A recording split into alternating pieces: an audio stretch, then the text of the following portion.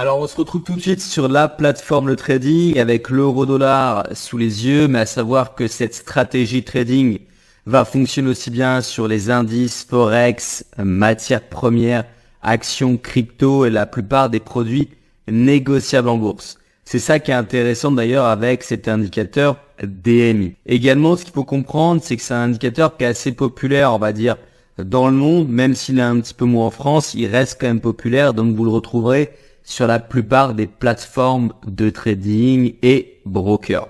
Alors comment on va installer l'indicateur? C'est très simple. Vous allez faire un clic droit sur le graphique dans la rubrique indicateur juste ici et vous allez retrouver mouvement directionnel. Vous n'allez pas le retrouver sous le nom de DMI avec IG. Sur la plupart des autres plateformes, ça sera écrit évidemment DMI. Vous allez directement cliquer et on voit tout de suite l'indicateur qui arrive non pas sur le prix, mais en dessous du prix car c'est un oscillateur un petit peu comme l'indicateur RSI ou l'indicateur MACD que vous connaissez. Alors c'est vrai que quand on voit l'indicateur comme ça peut faire peur, il y a un certain nombre de lignes, une ligne noire, verte et rouge. Ce qu'on va faire, c'est le décortiquer, ça vous permettra par la suite de bien mieux comprendre ces stratégies qui en réalité extrêmement simple à comprendre. Alors ce que je vais faire, c'est que je clique sur les réglages de l'indicateur et je vais décocher le DI+, et le DI-. Et je vais laisser uniquement l'ADX qui est un indicateur en lui-même qui est compris très souvent ici dans le DMI. Ce que je vais faire ici, c'est mettre pourquoi pas l'ADX en pointillé car c'est comme ça qu'on va l'utiliser dans la stratégie. Mais pour que ça soit plus clair avec cette vidéo, je vais le mettre en gras. Je clique sur appliquer pour enregistrer les réglages. Ici, j'ai donc tout simplement l'indicateur DMI avec uniquement l'ADX. Alors, comment ça fonctionne? C'est extrêmement simple. L'ADX, donc cette ligne en pointillé, elle va simplement nous servir à savoir si la tendance, elle est forte ou pas. Elle va en aucun cas nous dire le sens de la tendance. Ça, c'est pas comme ça que ça fonctionne. C'est uniquement pour nous dire si la tendance est puissante ou pas. Par exemple, pour que ça soit très concret, à ce niveau-là, sur le graphique de l'euro-dollar, je vois quand même que c'est plutôt haussier. Je pense que vous êtes d'accord avec moi. En réalité, sur toute cette partie-là, c'est plutôt haussier. Et on a ici un ADX qui est assez faible car il est à 13. Et à partir du moment où il va passer tout simplement au-dessus de 25 et même au-dessus de 30, et plus il est haut, mieux c'est, on va considérer que la tendance est forte. Or, on avait un début de tendance, pour être très clair avec vous, ici c'était début de tendance, et ensuite, à ce niveau-là, on a la DX qui est passée au-dessus de 30 et qui a grimpé. Et donc, ça va conforter en fait cette tendance et dire qu'il y a une tendance puissante, sachant que c'était haussier. On conforte en fait cette tendance. Et par ailleurs, d'ailleurs, le prix, il part évidemment à la hausse. Alors, c'est pas uniquement ça qui fait que le prix part à la hausse sur l'euro-dollar. Vous n'allez pas utiliser uniquement ça pour trouver les tendances, sinon ça risque d'être piégeux, mais c'est une indication de la puissance de la tendance. Donc ça, c'est pour la première ligne de cet indicateur. Ensuite, je vais le remettre légèrement pointillé maintenant que vous avez compris à quoi il sert pour connaître la puissance de la tendance. Je vais ajouter tout simplement l'indicateur, la ligne DI+, et la ligne DI-. Ici, je vais tout simplement décider de grossir la ligne verte et de grossir la ligne rouge. Ok, c'est vraiment important pour que ce soit visible. On va réduire la taille de l'ADX qui va pas nous servir à trouver des signaux, simplement avoir un avis sur la puissance de la tendance. Et ça peut être utile, vous allez le voir, avec la stratégie. Ensuite, vous cliquez sur appliquer et je peux vous présenter la méthode. Alors, pour comprendre la méthodologie, il faut savoir comment fonctionne l'indicateur dans son entièreté. Je vous ai parlé de l'ADX, mais je vous ai pas parlé du fonctionnement du DI positif et du DI négatif, à savoir la ligne verte et la ligne rouge. C'est extrêmement simple à comprendre. Lorsque le DI+, donc en vert, et je vous invite vraiment à mettre ce réglage-là, il est tout simplement assez haut sur l'oscillateur, on va considérer qu'on est plutôt sur un marché haussier. Alors attention, c'est un indicateur donc qui a du retard. comme d'ailleurs la plupart des indicateurs. La ligne DI négative, elle, quand elle est assez haute dans l'oscillateur en rouge, ça va nous dire qu'il y a plus ou moins une tendance à la baisse et que le marché peut baisser. Ce qu'on va faire tout simplement ici, c'est regarder lorsque vous avez tout simplement la ligne de la tendance haussière, c'est-à-dire la ligne verte DI+, si vous avez suivi, lorsqu'elle est au-dessus de la ligne vendeuse DI-, c'est qu'on est sur un marché haussier. Alors, je vais tout simplement matérialiser ça de cette manière, sur cette partie-là, et d'ailleurs sur la plupart de cette partie, on voit qu'on a la ligne verte qui est au-dessus de la ligne rouge. Et la ligne rouge, elle est extrêmement faible. Ça veut dire qu'il y a, en fait, aucune tendance à la baisse. C'est comme ça vraiment qu'il faut le lire.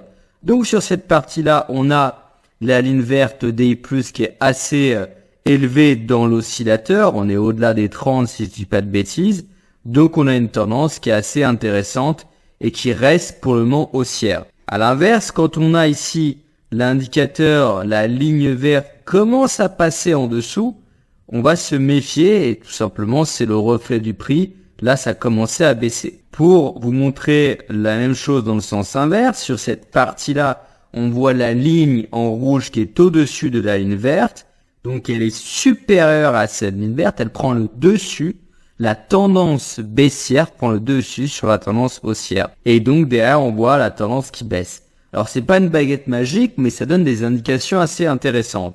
D'ailleurs, pour reprendre l'exemple tout à l'heure de l'ADX, ici, on est au-dessus du rouge, donc c'est plutôt haussier. Encore une fois, très simple à comprendre. Le vert, c'est haussier, le rouge, c'est baissier. Donc, on est ici haussier. Et en plus de ça, on va avoir l'ADX, que je vous ai baptisé tout à l'heure, qui est assez élevé, qui va confirmer la puissance de la tendance.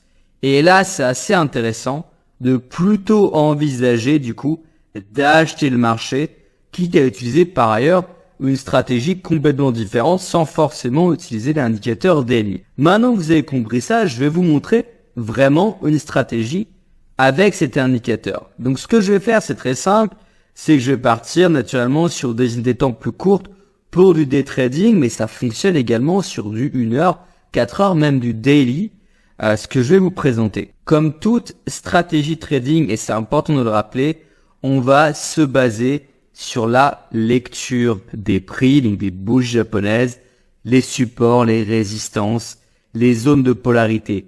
Travailler avec un indicateur seul, c'est-à-dire des croisements, comme ça pourrait être des croisements de moyenne mobile, des croisements des MACD ou des croisements de DMI, c'est pas comme ça que vous allez réussir à gagner de l'argent. Il faut filtrer ça avec la lecture des prix et de la tendance. Par exemple, si vous allez utiliser cette stratégie que je vais vous présenter sur un indice, les indices long terme sont plutôt haussiers, vous allez chercher plutôt des setups acheteurs avec la stratégie DMI que je vous présente tout de suite. Il faut aussi mettre un peu de contexte, de bon sens dans votre méthodologie. Alors ici, j'ai un exemple qui est assez pertinent en 15 minutes sur l'euro-dollar. Je vais tout simplement matérialiser une zone pour que ça soit très concret et c'est comme ça que vous devriez l'utiliser. Donc la zone, je la matérialise de cette manière. Pourquoi? Tout simplement parce que ici, on a un niveau qui va faire bloquer le prix. On voit, hein, c'est très simple, on a une sorte de pic, on arrive sur ce niveau-là et violemment après le prix baisse. En fait, on bloque sur ce niveau-là. Donc, sachant qu'on bloque sur ce niveau-là, probablement quand on va revenir chercher ces zones-là, on va réagir. Soit on va breaker et ça va partir violemment à la baisse, soit on va rebondir. Ok? Et ici, on arrive de nouveau sur cette zone-là. La question de savoir est-ce qu'on va rebondir pour la deuxième fois, est-ce qu'on avait rebondi ici, ou est-ce qu'on va breaker? Et c'est là que l'indicateur DMI va être très utile. Je vais l'agrandir un petit peu. On a une zone de prix. On veut savoir du coup si on veut acheter. Je vais prendre ici ce niveau-là qui peut être assez intéressant. Sur cette partie-là, on a, si vous avez suivi, vous le voyez de manière très claire, tout simplement le DMI négatif qui est au-dessus du DMI positif. Donc on est plutôt sur un mouvement baissier. En fait, c'est dû à cette baisse des prix, car encore une fois, c'est un indicateur, ça aussi, du retard, donc il faut être vigilant. Donc à ce moment-là, ici, on a plus ou moins envie d'acheter le marché, mais on ne va en aucun cas le faire, car le DMI est plutôt baissier.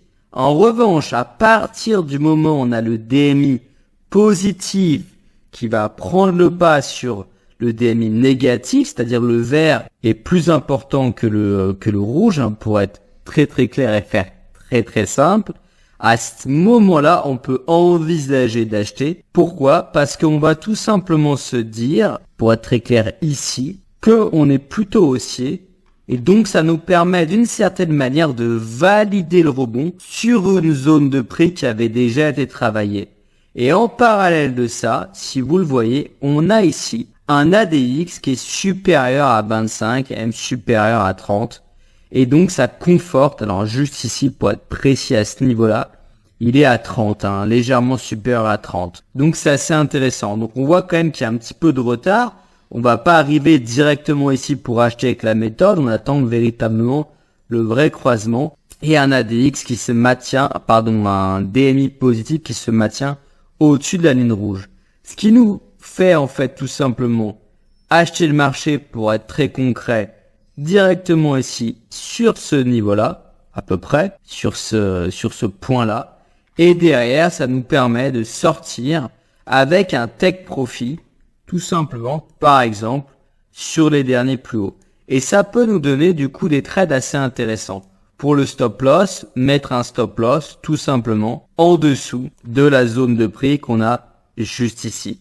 Donc ça, c'est un premier exemple avec la stratégie et ça fonctionne très bien quand on va combiner le DI+, DI- avec ici l'ADX et les zones de prix et pourquoi pas la structure, la tendance de fond et évidemment le calendrier économique. Je vous montre tout de suite un deuxième exemple, mais cette fois-ci un exemple vendeur. Alors c'est parti pour le deuxième exemple. Cette fois-ci je suis en 1 heure et non pas en 15 minutes et je suis par contre toujours sur l'euro-dollar. Alors la règle est toujours la même lorsqu'on veut vendre le marché ou lorsqu'on veut acheter le marché, c'est trouver une zone, d'avoir un repère. Là par exemple j'arrive à matérialiser un repère assez intéressant uniquement de par en fait ce plus haut où on voit encore une fois que le prix a bloqué. C'est toujours la même chose. Et donc je vais attendre tout simplement que le prix revienne sur une zone qui me paraît convenable pour envisager de vendre le marché. Par exemple ici je pourrais potentiellement vendre le marché, mais pour ça il me faut un signal. Et c'est là encore une fois que le DMI peut venir nous aider. Ce qu'on a du coup à ce niveau-là, je vais le matérialiser de manière très claire. Juste ici, on réfléchit à vendre le marché. On a en bas, ici, le DMI négatif qui passe en fait largement au-dessus du DMI positif. Je vais d'ailleurs le matérialiser à l'aide d'un petit carré. Donc juste à ce niveau-là. C'est non pas comme tout à l'heure en 15 minutes, le vert qui passe au-dessus du rouge, mais c'est l'inverse, le rouge qui passe au-dessus du vert. Donc, tendance, entre guillemets, à la vente. Ce qu'on a en plus, au moment où plus ou moins on a le signal, sachant qu'on est ici sur la zone, on attend un petit peu, on a l'ADX ici qui est quand même assez élevé. Et il y a plein d'autres exemples où ici on est en dessous, mais on a un ADX, malheureusement, qui est pas forcément pertinent. Et d'ailleurs, ça fonctionnerait pas. Il y aurait des faux signaux. Donc, ce que je vais faire ici, c'est tout simplement visualiser réellement à quel moment on était au-dessus, au niveau de la ligne rouge, de la ligne verte. Si je me décale, c'est à peu près sur ces niveaux-là. Donc, ça nous fait rentrer avec un petit peu de retard, hein, c'est-à-dire que ça nous fait rentrer à peu près, pour être très clair, sur ces niveaux de prix-là. On va pas rentrer directement ici, mais on attend du coup la validation. Et après, comme tout à l'heure, on peut aller chercher comme objectif, par exemple, les derniers plus bas ou des niveaux de polarité. Par exemple, ici, on a des niveaux de polarité, support, support, résistance, résistance, résistance, résistance, un objectif atteignable. Ça permet d'aller chercher du coup quelques points. Et évidemment, en termes de SL, on met son SL au-dessus des derniers plus hauts. Et ça nous permet parfois d'avoir un ratio intéressant, parfois d'avoir un ratio favorable, un ratio neutre, et parfois on peut avoir effectivement un signal mais avec un ratio défavorable, donc il faut plutôt éviter d'y aller.